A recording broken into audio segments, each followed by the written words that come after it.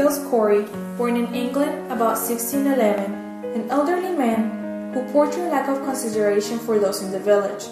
Married to his third wife, Martha Corey, Giles had become a full member of the village church. He owned a great amount of land, which later became a possibility for Corey's accusations of witchcraft. Giles was a part of 6 men who were sentenced to execution during the Salem trials of 1692. This group was composed of John Proctor, George Burroughs, George Jacobs Sr., John Willard, and Samuel Wardwell. Giles was known to be a very controversial man. In 1675, Giles Corey was found guilty of the murder of farmer Jacob Goodale. However, he paid a fine which paid off his accusations. It's estimated that during the trials, Giles was already 80 years old.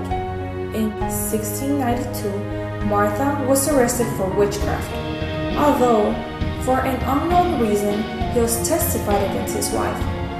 Following this accusation, Giles was charged with witchcraft.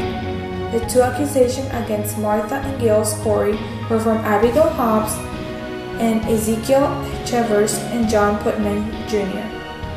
Giles remained in jail until his trial on September 16, 1692. He pleaded not guilty and refused to go testify anything he knew.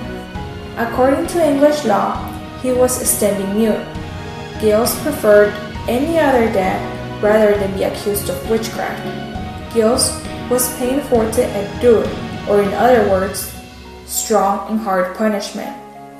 According to the Encyclopedia Britannica, the English law punished those who stood silent, refusing to plead guilty or not guilty. In Corey's case, his silence and protection of his goods led him to die pressed by stone weights. This was illegal in the government of Massachusetts for 2 main reasons. The law did not permit such death, and it violated preaching provisions.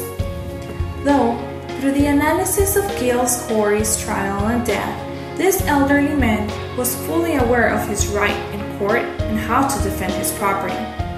Before his death, he wrote a will that ceded all his land to his sons-in-law, William Cleves and John Moulton. September 18, 1692, Giles Corey was pressed to death and was famous for his last words, "More weight." Also, before his death, Giles was excluded from the village church, so he will not die as a member of the church. Just like the Red Scare from the late 1940s, early 1950s, many people from the Department of State were being accused of communism by McCarthy. Events like this have marked our history, though they are people to be remembered throughout the United States history.